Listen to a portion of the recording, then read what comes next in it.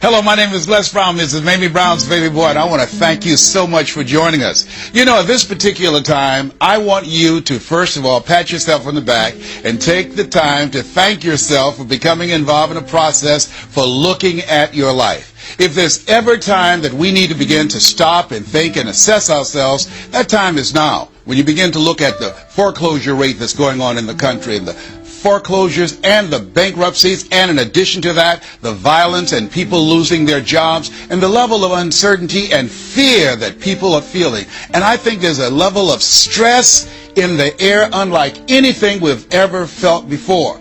And so just to take the time to think, to pause, and particularly not only looking at what's going on, but asking yourself the question, how's this affecting me? You know, we want to all become successful, but I've found that there's some success that's toxic success. What I mean is that you don't want to end up going after goals and dreams and neglect yourself. I want you to think about your goals and dreams and things that you want to achieve, and at the top of the list, I want you to put up there your strategy for being here. I just came from the doctor. Let me share something with you. I don't care what goals and dreams that you have. You've got to have your health in order to be here. So at the top of my list, and I'm suggesting you put it at the top of your list, your strategy, your game plan for being here.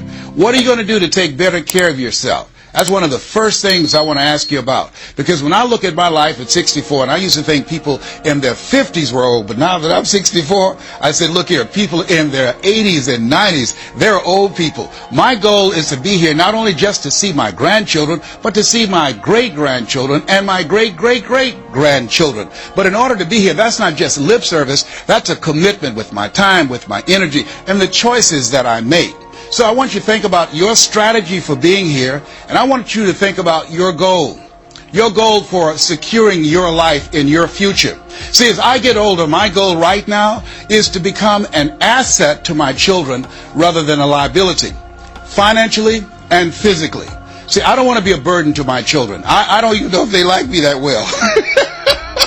See, I love my mama. My goal and dream was to take care of my mother. I did that. I brought her a home. I took care of her until she's 89. But children, they're different today. These are different type of people up in here. You don't know what this generation might do. Now, I know they say, Darren, we love you, but I really want to stay in good shape and take care of myself because I don't want to be around the house and my kids saying, look here, who's going to take care of him today? All he's doing is sit around talking to himself, talking about, yes, I can, and yes, I will, talking out of his head. No, I don't want that kind of party for me. My goal and objective is to die young at an old age. So I have a game plan. I don't like to eat vegetables all the time, but now I feel like a silly wabbit. Why? Because I realize at this stage of my life, I've got to eat more vegetables, I've got to get more rest, I've got to drink more juices, and I've got to do all of the things that make the healthy choices that will say to my body, Les, you plan to be here, I see that you're serious, so I'm going to take care of you. I do 160 push-ups every morning nonstop. Why? I couldn't do that at 15 or 20. But at this stage of my life, I've got to do those kinds of things in order to challenge my body, to stretch my body, and to indicate I plan to be here. What's your plan? What's your goal? Because if you don't have a goal for being here is not a given. When I was a kid, we used to go to funerals of old people. I can't tell you how many young people whose funerals I've gone to. I can't tell you how many. And so, and there's something about between 40 and 60. I don't know what it is about that period in time. Between 40 and 60, if you're approaching 40, I can tell you, and you already know, life begins to intensify. Things happen to you, and things happen to people you care about. Between 40 and 60, if you can make it through that period, you can take a deep breath, because most people don't make 60. Most people don't. And why? And I think it's because people just take it for granted that they're going to be here. So I want to share with you some goals and strategies as you think about your goals. I want you to visualize yourself having optimal health. Having your right mind. I used to ask my Mama, every Sunday you stand up in church and other older members of the church say, I want to thank the Lord for waking me up in my right mind this morning. Why do y'all say that all the time? She said, don't worry, son. You live long enough, you'll find out. She was absolutely right. I went in the room the other day to find something. I got in there, and I couldn't remember what I was looking for. I came out, I remembered what I was looking for. I went back in, I found it. Then I couldn't remember why I was looking for it. One of my children said, Daddy, you need some ginkgo biloba. I said, what's that? She said, something for your memory. I went down to the health food store. I was walking around. The lady said, may I help you, sir? I said, I forgot why I'm here. She said, you need something for your memory. I said, I know. So they took me over to a little section, and I bought the stuff, and then I took it home. Now, I can't remember where I put it. So when I got up this morning, I said, I want to thank the Lord for waking me up in my right mind this morning. See, if you woke up in your right mind this morning, that's a good thing. I called a friend of mine the other day, Miss Williams, said, Miss Williams, how you doing? She said, baby, I'm doing good. She said, I went to the bathroom by myself, not all myself. I said, too much information, too much information. Let me tell you something, but that's a good thing. I know about that. I've been in the hospital. I know what it is not to be able to move. I know what it is to have back challenges. I know what it is to be in pain. So this thing called life, you've got your health. Let me share something with you. That's a good thing. A friend of mine, Bishop T.D. Jakes, said, if you got a problem man or money can solve, you ain't got no problem. I can agree with that. And I learned some things going through that experience. And really, I should say, growing through that experience. My goal at that time was to be here. And trust me, it's better be seen than to be viewed. Are you feeling it, brother? Up in here, up in here. So I want you to think about your goals and dreams. And here's what I want you to do right now. I want you to say to yourself, it's possible. It's possible. And I want you to follow along with this process. As you think about your goals and dreams, I want you to write this down. I'm going to give you some strategies to maintaining this possibility mindset. I want you to write down mindset maintenance. Mindset maintenance. Let me share something with you. The easiest thing that I do every year is to live my dream. That is, helping people to realize their potential, to step into their greatness, challenging themselves, reinventing themselves, to start their own businesses. I've helped over 400 people earn millions of dollars. The easiest thing I do every year is what I do on a day-to-day basis, going into prisons and juvenile detention centers, teaching young people mindset development, how to become effective communicators, how to dress like a prospect rather than a suspect. Those are the easy things that I do. Let me share with you the most difficult thing that I've ever done in my life. And that was to believe that I could do it. That's the most difficult thing that I've ever done in my entire life. To believe that I, Les Brown, who was born in an abandoned building on a floor in a poor section of Miami, Florida, with a twin brother. We were adopted. We were 6 weeks of age by Mrs. Mamie Brown, and I called myself Mrs. Mamie Brown's baby boy. All that I am and all that I ever hope to be, I owe to my mother. Saw a sign once that said, God took me out of my biological mother's womb and placed me in the heart of my adopted mother. To believe that I, Les Brown, who was labeled educable mental retarded, put back from the 5th grade to the 4th grade, failed again when I was in the 8th grade, to believe that I had the ability to live the life that I'm now living. No one could have told anybody who knew me, including myself, looking in on us when Mrs. Mamie Brown was raising us in a poor section of Miami, Florida called Liberty City in Overtown, that I would be who I am right now. I didn't even know that. And I want you to think about your goals and dreams, and I want you to expand them. Why? Because it has been said that most people fail in life not because they aim too high and miss. No, most people fail in life because they're just like I was for 14 years. They aim too low and hit, and many never aim at all. Not at all. They just go through life surviving. Someone said that many people die at age 25 and don't get buried until they're 65. I was talking to a friend of mine named Rosie, and I said, Rosie, how you doing? And she said, let me tell you something. Life is a mess. I said, girl, what are you talking about? She said, my life is a mess. She said, you know what? She said, I just was sitting up here thinking, I haven't lived. I haven't lived. She said, I've been working hard all my life, paying bills and taking care of my children, and my children are gone, and I've just been thinking, I haven't done anything. She said, when I die, I don't want when people view my body, I don't want them to say, oh, she had a funny expression on her face. I said, what do you mean by that? I don't want to have an expression that I'm mad. Because if I died right now, I would be mad. I said, why? What are some of the things you'd like to do? She said, travel. I would love to travel. I'd like to see the pyramids. I've never been to Paris. I want to go to Paris. I've never been there. There are things that I want to see, things I want to do. She said, I want to make a difference in young girls' lives, teenage mothers. I was a teenage mother. I want to be able to make a difference in their lives and see the impact that I had on their lives. And she mentioned a variety of things. And I remember a story about a lady who went to the doctor, and she was diagnosed with terminal cancer. And she came home, and she was sitting at a table, and she was drinking some coffee, and all of a sudden, she just looked up and she said, "I refuse to die an unlived life. I refuse to die an unlived life." And she decided that she was going to live. That up to that point, her life was for her family, for her children, for her husband, but she had left herself out of the equation. Have you ever done that? I remember at a period of my life, I was going to work, and I was working on a job that I hated. And at the same time, I was praying that I wouldn't get fired. I was praying that I wasn't laid off. I was miserable. Nobody was holding a gun to my head. But I showed up every day, and I used a flimsy excuse. Well, I got to pay the bills. I've got a car payment I have to pay. I have a family. I have children. I have a car note, and I have a mortgage note I have to pay. I've got to survive. I was showing up for a paycheck. Ladies and gentlemen, that's not living. And a friend of mine said, "You know when people change?" And I said, "No." He said, "When they get to the point when they say, 'I've had it. I've had it.'" I think the only reason that you're listening to me right now, the only reason that you're watching this webinar, that there's somewhere in your heart of hearts that you've said, as you looked at your life, you said, "I've had it." And not only have you said, "I've had it," but you said also in your heart of hearts, "I can do better than this." And let me share something with you. You can. Because if anybody told me, and I'm going to share some things with you that I've done, not for the purpose to impress you, but to impress upon you what the possibilities are when you work on your mind and have mindset development. Because I've found that how people live their lives is a result of their state of mind. It has been said, you don't get in life what you want, you get in life what you are. So part of the process, number one, is expose yourself to positive messages.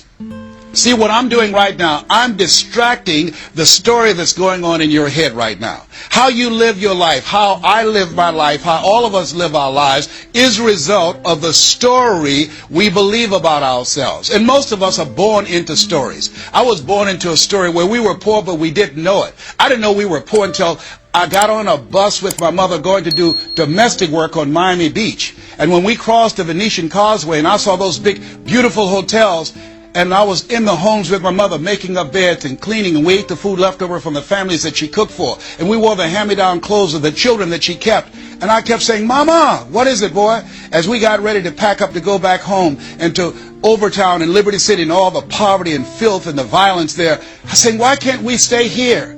Why can't we stay here?" She said, "Leslie, we can't." "Why?" "Because we can't." "Why, Mama? Why can't we?" She said, "It's just the way it is. Now shut up." And I kept saying to myself, why is that the way that it is?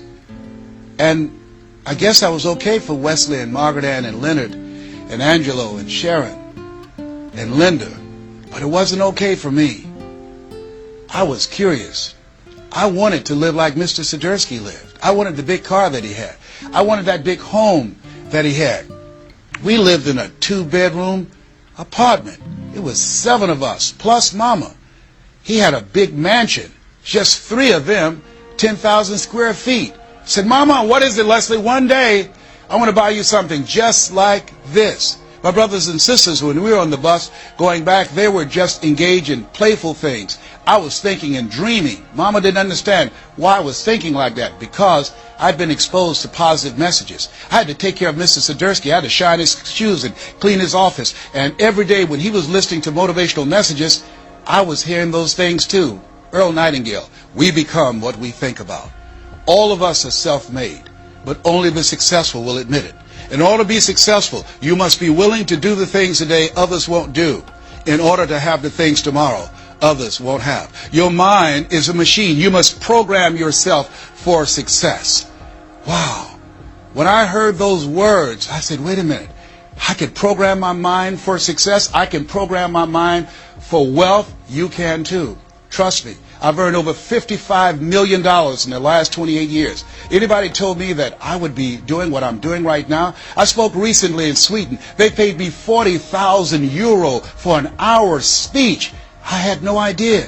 that this Les Brown that you now see have the ability to do that. I used to work for the Miami Sanitation Department as a garbage collector. I used to be a janitor. I used to do door-to-door sales. I used to work for Sears in Miami on Biscayne Boulevard. I had no idea this Les Brown that you now see had the ability one day to give lectures at Harvard or Yale or Dartmouth University. I had no idea that this Les Brown existed. I don't tell you that to impress you, but to impress upon you. There is more in you. Simba, there's more in you than you have been expressing. All of us have seen Lion King, some great symbols in there. And I say to you, there's more in you right now than's represented in your bank account. There's more in you right now that's being reflected by your life right now. Your life is not a true reflection of your potential. You have greatness within you. You have the ability to do more than you can ever begin to imagine. There's a reason that my favorite book says, as a man thinketh, so is he. And as he continues to think, so he remains. In order for us to begin to break into that level of greatness that we have within ourselves, you have to make a conscious choice every day to expose your mind to positive messages. So I put myself on a regimen. I do this every day, and I suggest that you do it. Write this down. Number one, listen to motivational messages every day. If you have Choosing Your Future, a set of tapes, a CDs that we produce, or Creating Your Greatest Life, I guarantee you, if you do what I'm sharing with you right now, for 6 straight months, every day, your life will never be the same again. I guarantee it 100%. You listen every day for 1 hour to Creating Your Greatest Life, any of those messages, because faith comes by hearing and hearing and hearing. What it will begin to do is interrupt the story in your mind. It will override the story that you believe about yourself. It will distract all the negative thoughts that you have that's holding you back, that held me back for 14 years. When I used to go see the #1 motivational speaker on the planet, Zig Ziglar and Tony Robbins, and my heart said, I can do that. I love to help people. I'm just like my mother. And then my mind would ask how. And I went from my heart to my mind. And my mind would say, Les Brown, you don't have a college education. Les Brown, you've never worked for a major corporation. Les Brown, you were labeled educable mental retarded. They call you DT, the dumb twin. You're not as smart as your brother. Have you ever thought about something you wanted to do and you convinced yourself that you couldn't do it? See, sometimes we need to have some external voices. And so by listening to motivational messages, that began to override the negative thoughts that I had about myself in my mind. And it gave me a new story and empowered me and gave me a vision of myself beyond my circumstances and mental conditioning and started me to writing a new chapter in my life. And so now, money will never be another issue for me. And that was an issue for most of my life because I didn't know what I didn't know and I thought I knew. So one you have to do is that you have to have a mindset development strategy where you are deliberately taking an hour every day listening to a motivational message. Every day. Here's something else. Read 10 to 15 pages of something positive every day. Why? And read it with conviction and stay focused. 10 to 15 pages every day. This is 7 days a week? Absolutely. Absolutely.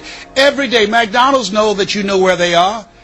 Burger King know that you know where they are. But every day they have some advertising. They have billboards. They have radio. They have television. Why? Because by exposing you to those messages, that will begin to impact your behavior. And it will drive you into the place to purchase what they're advertising. Now you're advertising for your greatness. And faith comes by hearing and hearing and hearing and hearing.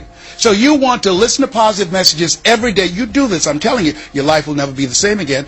And read 10 to 15 pages of something positive every day. I read 2 to 3 books a week. Why? Because I have goals and dreams of things I want to achieve. I want my life to count. I want to make a greater impact. At this stage of my life, I'm working on my children's education. A good man leaves a legacy for his children's children. So I'm working on their education at this point in my life. And as I begin to look at myself, in order to achieve more and to do more, I know I have to work more on my mind. And let me give you an example how this works. The most money I've ever earned in an hour and a half, $260,000. That's the most money I've ever earned in an hour and a half. A lot of people work a whole month and don't do that, or 6 months. Then, and this is the next thing I want you to do. I want you to look at your relationships, and I want you to upgrade your relationships. See, MIT did a study, and this study indicated that you earn within $2,000 to $3,000 of your closest friends. Not only did I start reading books every day and listening to positive messages, but I separated myself from my friends who did not have goals and who did not have dreams. Why? Because people rub off on you. It's called a mind virus. you earn within $2,000 to $3,000 of your closest friends. So when you upgrade your relationships, you got to ask yourself the question, who is it that I need to associate with, that I can learn from, that I can grow mentally, emotionally, spiritually, and financially? By aligning myself with another person that I can learn from. And Dr. Dennis Kimbrough said, if you're the smartest one in your group, you need to get a new group. Whoa. Think about that. I was the smartest one in my group. And then one person called me who had been admiring me for years and said, Les, I want you to coach me and my trainers on how to tell a story and create value for an audience. And I want to share with you some things. I want to teach you some things, old man. I said, is that right? He said, yes. You always say you're never too old to learn and you're never too young to teach. I want to teach you some things. I said, okay, I'm open to that. Now, let me share this with you. He blew my mind. The most money, as I mentioned to you, I've ever earned, speaking to over 8,000 people in Salt Lake City, Utah, $260,000. I did an event with this individual, just over 500 people, because of what I learned from him, because I upgraded my relationships. I earned over $410,000 in an hour and a half. I was excited, but I was also depressed, because I've been speaking for 28 years, and I started thinking about all the money that I left on the table, all the hotels and plane rides, all of the audiences I spoke to, all of the money that I missed out on because I didn't know that I didn't know, and I thought I knew. I was a big fish in a small pond. I can't tell you, if you don't get anything else, you have to look at your relationships and you've got to ask yourself the question, what is this relationship doing to me? And I mean in every area of your life. When the doctor looked at me and said, you have cancer. Cancer is the most feared word in 7 different languages. One of the first things I had to do, I found out who had cancer at some point in time or was living with cancer and conquered it. I surrounded myself with people who had done what I wanted to do, who were winning at the game. See, it's very important, every area of your life. If you want to improve your health, start hanging around healthy people. They did a 30-year study and said that the reason that most people are obese, it's a mind virus. Listen to what they said. A mind virus is communicated mind to mind. That if you have a friend that's fat or you marry somebody that's obese, you have a 41% to up to 161% of becoming obese yourself. Even if they live in another state. Whoa, why? Because birds of a feather flock together. Never forget, a high school teacher, Mr. Leroy Washington, said, Mr. Brown, if you run around with 9 broke people, I guarantee you, you'll become number 10. Whoa. Think about that. Part of your mindset development, not only listening, not only reading, but you have got to look at your relationships, upgrade your relationships, and continue to evaluate them and make sure they're an asset to you and not a liability. My son John Leslie is a motivational speaker. He has a saying, who should you count on and who should you count out? See, there's some relationships that can start out real positive, and then sometimes we outgrow people. Has that ever happened to you? Have you ever outgrown someone? Somebody you used to be close to, used to be your bosom buddy, and then you haven't been together for a time, and then when you get together, you have absolutely nothing in common. Sometimes that happens with family members. My twin brother, it's a strained conversation because he's talking about, Les, did you hear who died? No, I don't get up reading the obituary column. I'm glad my name is not there. Hello? I don't care. I'm focusing on living. Our conversations are so different. Isn't it interesting how you could be raised in the same family, same circumstances, by the same parents and end up dramatically different? It's called life. Here's the other thing that's very important. Write down the goals that you want to achieve. Write them down, put them on a 3x5 card, and I want you to use a King James Version Bible and Matthew 7:7, ask and it shall be given, seek and ye shall find, knock and it shall be open unto you. I want you to write that on one side of the card. On the flip side of the card, I want you to write down one major goal that you want to achieve. And you want to read that 3 times a day. 3 times a day. What are you doing? You're hypnotizing yourself. And you're dehypnotizing yourself. What you're doing is you are dispelling the myths and all of the spells that you're living under. I think that a poverty mindset is a spell. I think that people go so far, and because they're mesmerized by life, they unconsciously stop.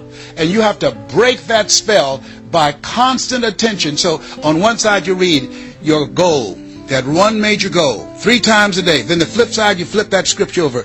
Ask and it shall be given. Seek and ye shall find. Knock and it shall be given unto you. As you read that every day, 3 times a day, I can tell you, amazing things, breakthroughs will happen for you. Now, we're going to take a break right now, and I want you to take the time to think about this one thing. What is it that you're going to do differently? Because in order to do something you've never done, you've got to become someone you've never been. You've got to be willing to give up who you have been to give birth to who you can become.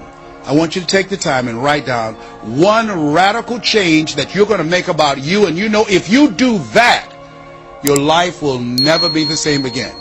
This is Mrs. Mamie Brown's baby boy Les Brown. We're going to take a break right now, and we'll be right back.